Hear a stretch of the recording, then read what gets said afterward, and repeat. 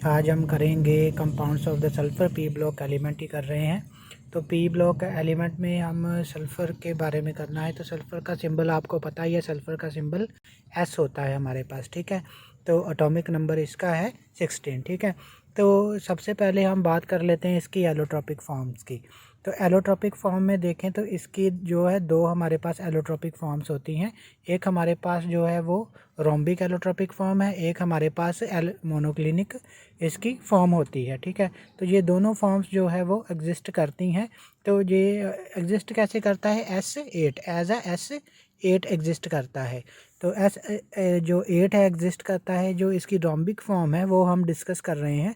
तो rhombic form में सबसे पहले देखिए कि ऐसे पकड़े जो है क्राउन शेप होती है। यहाँ देखो कि हर एक 8 जो सल्फ़र लगे हुए हैं वो इस तरीके से लगे हुए हैं और ये क्राउन जैसी एक शेप बना दी है इनमें। तो अगर इनमें बॉन्डिंग करके देखें तो हमारे पास बॉन्डिंग ऐसे दिखती है कि जैसे कि हमारे पास कोई क्राउन हो।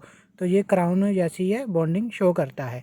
तो नेक्स्ट अगर देखें तो इसकी और भी जो फॉर्म है इसमें देखें तो इसमें कौन कौन सी, एक प्लास्टिक सल्फ़र जिसे अल्फ़ा गामा भी बोल देते हैं सल्फ़र, और जो नेक्स्ट फॉर्म है कोलाइडल सल्फ़र भी है जिसे डेल्टा सल्फ़र बोला जाता है, ठीक है। तो अगर इसके जो कंपाउंड है ऑक्सीजन के साथ इसके देखें तो ऑक्सीजन के कंपाउंड में हम सबसे पहले जो देखते हैं सल्फ़र के सल्फ़र डाइऑक्साइड है जो। तो सल्फ़र डाइऑक्साइड में हम देख लें तो सल्फ़र S8 है, किस तरीके से हम जो रिएक्ट करती है कि सल्फ़र डाइऑक्साइड बनाने में।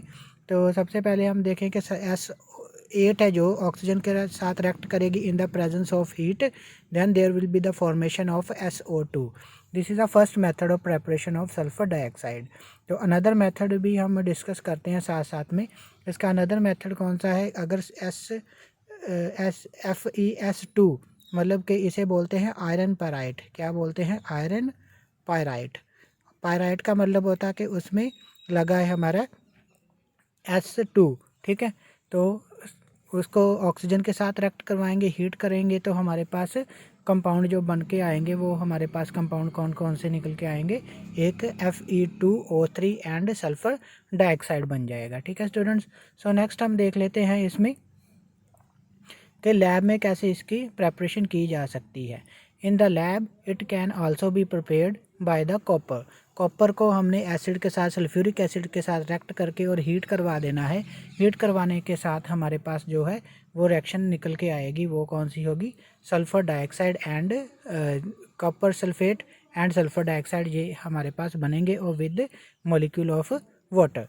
तो ये हमारे पास जो है रिएक्शन बन जाएगी, ठीक है। तो ये हो गई हमारे पास how we can prepare the sulphur dioxide in the lab. So next हम देख लेते हैं इसकी फ़िज़िकल प्रॉपर्टीज़। तो फिज़िकल प्रॉपर्टीज़ में अगर हम देखें तो इसकी क्या क्या प्रॉपर्टीज़ हैं। तो एक तो ये कलरलेस गैस है हमारे पास, सफोकेटिंग होती है, पंजेंट स्मेल होती है इसकी, वाटर में सॉल्युबल होती है, हैवियर देन एयर होती है, तो लंग प्रॉब्लम्स बहुत क्रिएट करती है। सो ये येलो कलर के स्पॉट्स भी प्लांट के ऊपर कर देती है। तो उसे जो ग्रीन लीव्स हैं वो येलो कलर के हो जाते हैं प्लांट में अगर सल्फ़र डाइऑक्साइड का इफ़ेक्ट ज़्यादा पड़ जाए उनके ऊपर। सो ये फिज़िकल प्रॉपर्टीज़ में था क्या कि ये कलरलेस गैस है, सफोकेटिंग गैस है, पंजेंट स्मेल देती है, soluble in water है and heavier than air, so cause the lung problem if inhaled too much। सो ये येलो स्पॉट करती है in the green leaves in the plants.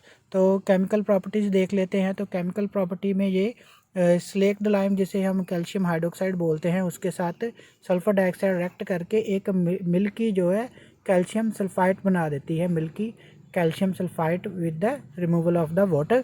So calcium sulphide जो है वो दोबारा वाटर के साथ रिएक्ट करके, सल्फ़र डाइऑक्साइड के साथ रिएक्ट करके हमारे पास CaHSO3 ये वाला कंपाउंड हमारे पास जो बनता है वो कलरलेस हो जाता है। सो मिल्की को ये क्या करता है, कलरलेस कर देता है। इसकी एसिडिक नेचर देखें। So we can see the acidic nature. पहले तो आप देख लो कि ये वाटर के साथ जो सल्फ़र डाइऑक्साइड है वो रिएक्ट करके सल्फरस एसिड बनाती है, H2SO3 सल्फरस एसिड बनाती है। तो ये इसकी एसिडिक नेचर है। सो इसकी एसिडिक नेचर और भी देख सकते हैं कि ये बेसिक ऑक्साइड्स हो गए, जैसे बेरियम ऑक्साइड हो गया, सल्फर डाइऑक्साइड बेरियम ऑक्साइड के साथ रिएक्ट करके BaSO4, ठीक है, वो बना देते हैं। Sodium hydroxide is one of the well known basic oxide. So उसके साथ भी ये रिएक्ट करके ये बनाती है Na2SO3 जैसा ये कंपाउंड बना देती है, साथ में रिमूवल ऑफ वाटर कर देते हैं, ठीक है। सो अगर इसकी रिएक्शन क्लोरीन के साथ की जाए तो बहुत ही इंपॉर्टेंट कंपाउंड हमारे पास बनता है, वो है SO2Cl2। ये बहुत ही इंपॉर्टेंट कंपाउंड है, ऑर्गेनिक केमिस्ट्री में इसकी बहुत यूजेस हैं। So in the presence of the charcoal हमें क्या करना है, हीट करना है सल्फर डाइऑक्साइड को, तो हमारे पास SO2Cl2 जो थायोनाइल क्लोराइड हमारे पास बन जाएगा। तो इसका ब्लीचिंग एक्शन देख लें। ब्लीचिंग एक्शन क्या है कि किसी भी सब्सटेंस के साथ रिएक्ट करके उसे कलरलेस बना देती है। सो ये क्यों होता है, क्योंकि जब जो है सल्फ़र जो है रिएक्ट करती है, सल्फ़र डाइऑक्साइड जो है कलर्ड एक गैस है, तो ये क्या करेगी, कोई भी कलर्ड सब्सटेंस होगा, ठीक है, तो कलर्ड सब्सटेंस के साथ पहले तो हमें सल्फ़र डाइऑक्साइड जो वाटर के साथ रिएक्ट करके सल्फ्यूरिक एसिड बनाएगा, और साथ में हमारे पास बहुत ही इंपॉर्टेंट जो है वो कौन है, nascent hydrogen. This is called nascent hydrogen. So nascent hydrogen जो है वो जे वाला है, तो वो कलर्ड सब्सटेंस के साथ रिएक्ट करके उसे कलरलेस में चेंज कर देगा। So this is a process of bleaching action, ठीक है। सो नेक्स्ट हम देख लेते हैं इसमें, तो सल्फ़र डाइऑक्साइड जो मोस्ट सल्फ़र डाइऑक्साइड है वो क्या करती है। सो मोस्ट जो सल्फ़र डाइऑक्साइड है हमारे पास, वो मान लो कि Fe मतलब कि आयरन क्या ये सल्फाइड है, सल्फेट है, आयरन सल्फेट के साथ रिएक्ट करके sulphur dioxide in the presence of the water it causes the it form the FeSO, उसे FeSO4 में कन्वर्ट कर देती है विद द H2SO4। सो के जो के IO3 है, ठीक है, IO3 को कन्वर्ट ये कर देती है किस में, हमें आयोडीन में कन्वर्ट कर देती है, ठीक है। सो ये इसका ऑक्सीडाइजिंग नेचर भी आ गया इसमें साथ में, ठीक है। तो सल्फर डाइऑक्साइड क्लोरीन को HCl में कन्वर्ट कर रही है, क्लोरीन को Cl को कन्वर्ट कर रही है HCl में, ठीक है। So sulphur dioxide in the presence of the water converting the chlorine into the HCl।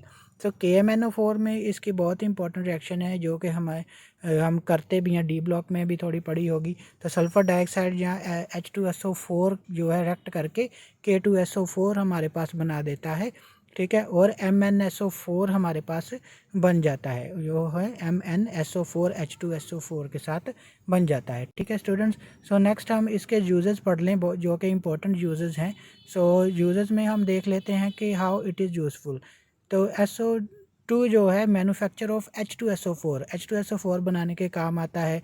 दूसरा ये liquid sulphur dioxide used as the solvent.